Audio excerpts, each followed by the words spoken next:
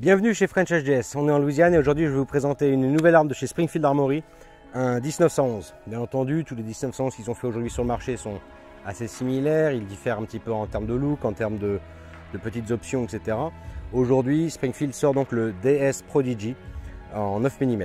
Le DS pour double stack, ça veut dire que vous avez un chargeur qui est en fait à double colonne et en 9 mm, donc du coup vous avez des capacités de chargeur bien plus élevées. L'arme sort de boîte avec un chargeur de 17 coups et de 20 coups et vous pouvez trouver sur le marché des chargeurs de 26 coups. Voilà. Donc le Prodigy, un 10911 moderne qui a une possibilité de mettre une optique dessus. Donc nous avons monté le dernier IoTech EFLX qui est sorti sur le marché, qui sera très prochainement disponible en France. Et que dire, Springfield est déjà connu pour des armes on va dire emblématiques, que ce soit le M1, le MA1, que ce soit le Hélion, le VHS2, mais bon ça ce sont des armes qui sont vendues par Springfield mais fabriquées par HS Product. Mais voilà, vous avez de nombreuses armes Springfield, hein, je ne vais pas toutes vous les lister, qui sont très connues. Et aujourd'hui, donc ils ont fait quelques 10911 et maintenant ils sortent le 10911 DS Prodigy, ce que je vais considérer un petit peu une sorte de 2011 haut de gamme. Le 2011, attention, c'est un abus de langage. Le 2011 est en fait une appellation qui a été faite par Staccato. STI à l'époque est devenu Staccato et qui est en fait une sorte de 10911 en 9 mm. Voilà. Donc on va pas se mentir, hein, il y a une très grosse ressemblance entre le Staccato et le Prodigy. Voilà, vous pouvez remarquer, hein, il y a une ressemblance qui est assez marquante, mais ce qui est agréable à voir un petit peu, c'est la finition faite par Springfield. Vous avez vraiment une arme très bien finie, tout a été pensé dessus. Donc vous avez une culasse que vous allez pouvoir regarder, qui est, on va même faire avec le petit doigt, hein, qui est ultra légère, avec un ressort de rappel qui est très confortable. Dessus vous avez un Picatinny pour vous dire côté tactique, vous pouvez monter une petite lampe dessus. Le Red Dot, on en a parlé. Alors le Red Dot il vient en fait avec une plaque adaptatrice pour les modèles X, donc les Wasp et le Dragonfly, qui sont en fait les Red Dot vendus par Springfield, mais vous pourrez acheter quasiment des plaques pour quasiment tous les Red Dot du marché. Attention, il y en a deux qui ne seront jamais en co-witness, je vous les mets en description ici. Voilà, et donc nous essayons le IoTech qui vient de sortir du marché, une optique assez extraordinaire, je ne sais pas si ça se voit ici, mais voilà, vous voyez le Red Dot, mais ce qui est agréable c'est de voir la transparence du verre, qui est vraiment de très bonne qualité. Et que vous dire donc par rapport au Prodigy, pareil, toutes les finitions sont impressionnantes. Toutes les pièces en fait, vous avez un contact avec la peau, que ce soit l'arrêtoire de culasse, que ce soit la sécurité ici, que ce soit l'arrière du grip.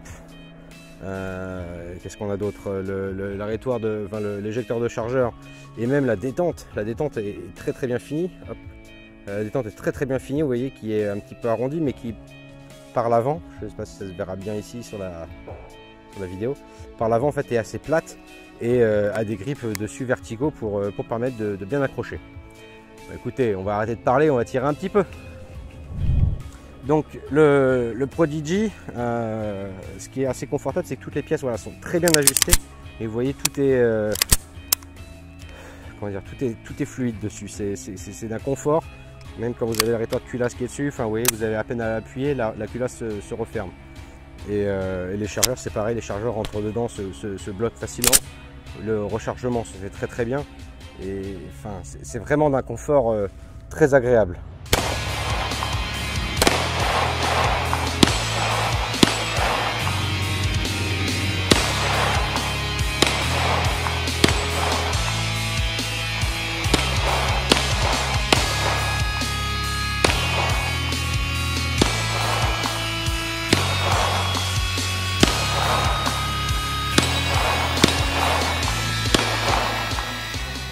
Vous avez 20 cartouches qui sont parties comme ça.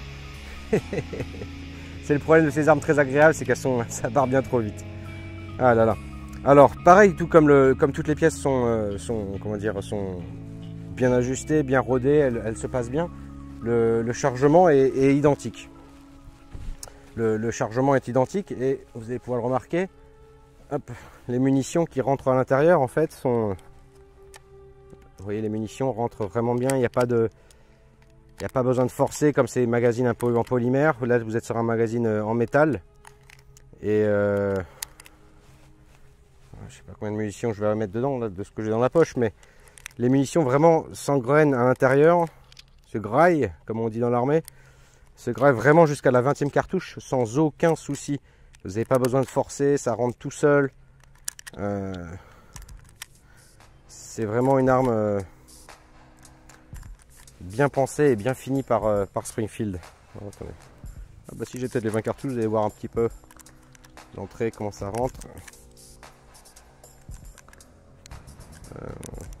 Et voilà, 20. Bon, ça fait 21. 21e, on va la mettre directement dedans.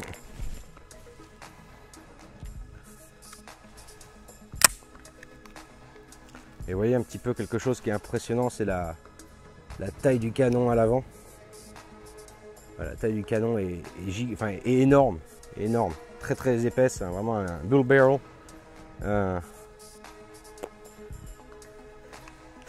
Comment dire, une arme vraiment confortable.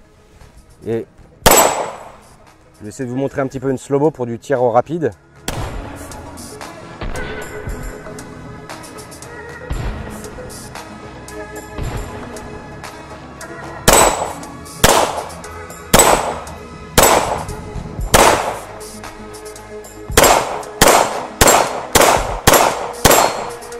Vous voyez, on peut vraiment enchaîner les tirs rapidement. Là, je tire à une quinzaine de mètres à peu près. On peut enchaîner les tirs rapidement sans que l'arme bouge. Il y a vraiment un vrai contrôle de l'arme. Je ne sais pas si on va pouvoir le voir. J'essaie de me rapprocher un petit peu de cette vidéo et faire un tir un peu plus rapide. Bon, là, à 15 mètres en tir maximum, ça va pas forcément toucher pour les deux. Et vous allez voir que l'arme a vraiment ne monte quasiment pas. À 15 mètres, on arrive quand même à faire un double tap sans aucun souci. Ça rentre sans aucun problème. C'est vraiment agréable. On va essayer. La prise de visée avec les IoTech est aussi impressionnante. Allez. Et encore 20 cartouches de cramé. Seul problème de ces armes-là, ça part trop vite. Eh bien écoutez, je ne sais pas ce qu'on peut dire. On va essayer de faire un petit tir à 100 mètres, voir ce que ça donne. D'ailleurs, j'en profite. Hein, vous voyez le gong qui est là-bas, c'est un petit gong MT Target. On parle un peu pour les copains. Pour ceux qui n'ont jamais essayé leur gong, ils ont été testés au 50 BMG et ils tiennent. Du 223 à 15 mètres, à 10 mètres. Si vous arrivez à enlever la peinture, ça sera déjà pas mal. Enfin, la peinture partira, bien entendu. Mais le gong ne bougera pas. Donc c'est vraiment des gongs que je peux vous recommander. Allez, on va essayer de voir. Ouais. Vous voyez, hein, là on est sur un chargeur chargé. Ça se clipse directement dedans, il n'y a pas besoin de forcer. Tout rentre, la mécanique de cette arme est vraiment impressionnante. Toutes les pièces sont ajustées. Il n'y a pas de jeu, il n'y a pas de pièces qui bougent. Vous voyez, ça. Vous n'avez pas de. Voilà, vous n'avez pas de jeu dans les pièces. Il n'y a rien qui bouge. Tout est bien fait. Ça là bouge un peu, mais ça fait partie du 1911, c'est la sûreté. Et voilà. Et vous appuyez à peine sur l'arrêteur de culasse, ça se referme immédiatement. Cette arme est vraiment bien finie.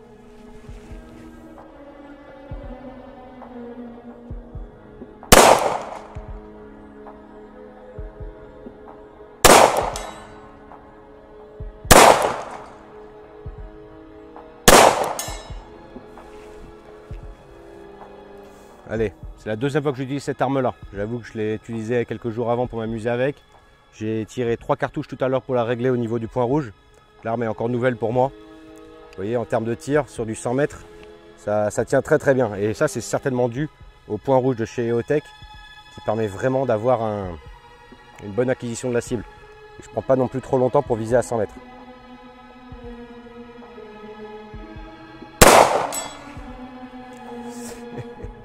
Pour vous donner la taille de la cible, on est sur un torseau humain à peu près. Enfin. Donc pour être très honnête avec vous, c'est une arme qui m'a été confiée au départ par Springfield Armory pour TierMag. Donc vous retrouverez une review complète et quelques données, des données chiffrées dans TierMag. Mais pour être très honnête avec vous, en fait, cette arme, j'ai fini par l'acheter tout simplement parce que voilà, j'adore les 1911, j'adore le style 1911. Je voulais toujours avoir un 1911 en 9 mm. Je sais, les puristes, c'est pas un vrai 1911, mais voilà, c'est vraiment une très belle arme. Il y a vraiment moyen de se faire plaisir. Et enfin, Il n'y a pas à dire. C'est vraiment une arme qui est faite, que ce soit pour du tir de précision, que ce soit fait pour du tir de vitesse. On peut vraiment,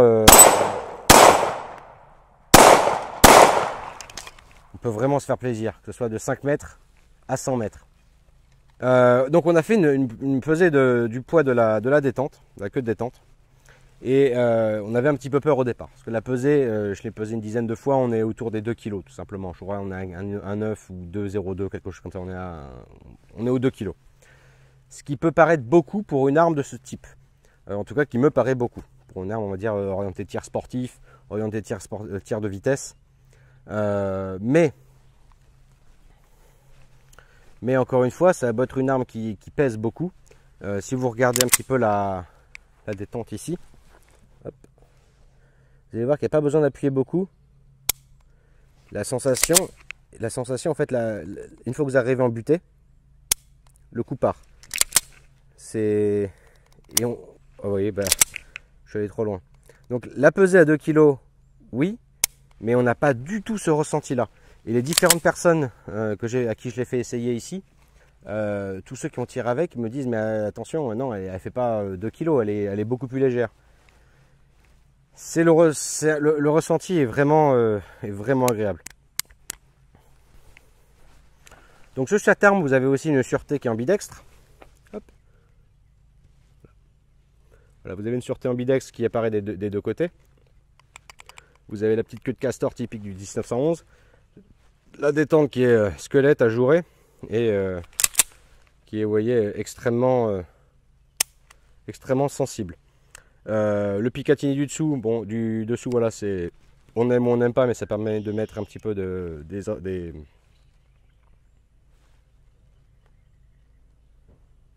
voilà, on aime ou on n'aime pas le Picatinny du dessous, mais ça permet de mettre un petit peu que ce soit des red dots, des lumières ou quoi que ce soit. Bon, ça fait toujours plaisir. Ça peut, voilà, mettre une lumière, en fait, il y a un double intérêt. Il y a le côté pour ceux qui veulent faire du tir professionnel, mais aussi le côté d'avoir une arme qui a un poids un petit peu vers l'avant qui va permettre d'avoir une meilleure tenue de l'arme. Voilà. Et bien écoutez, moi je peux vous garantir cette arme, elle m'a été prêtée en test. Je ne l'ai pas renvoyée, je l'ai achetée, tout simplement. Et ça va faire partie de mes armes préférées maintenant. C'est une arme qui est très bien finie, très classe et qui correspond à plein de tirs qu'on peut faire, que ce soit du tir sportif, du tir de précision.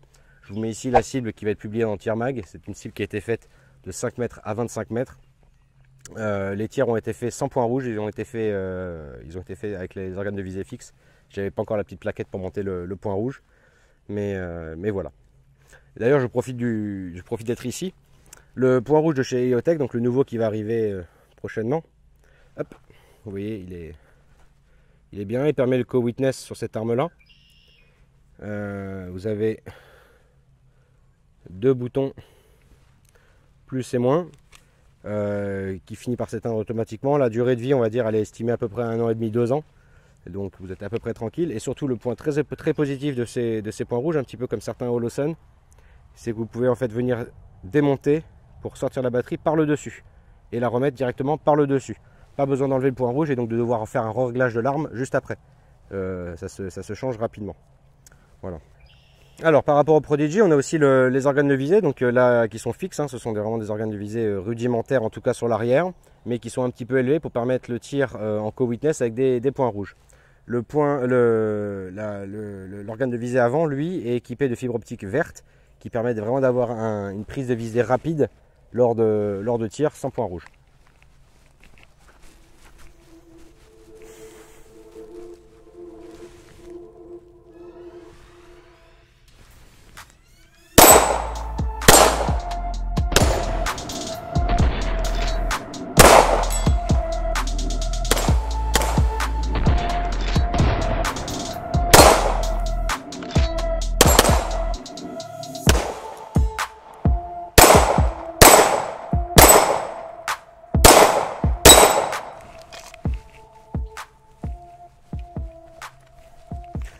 Eh bien écoutez, on va faire un petit tour à la maison.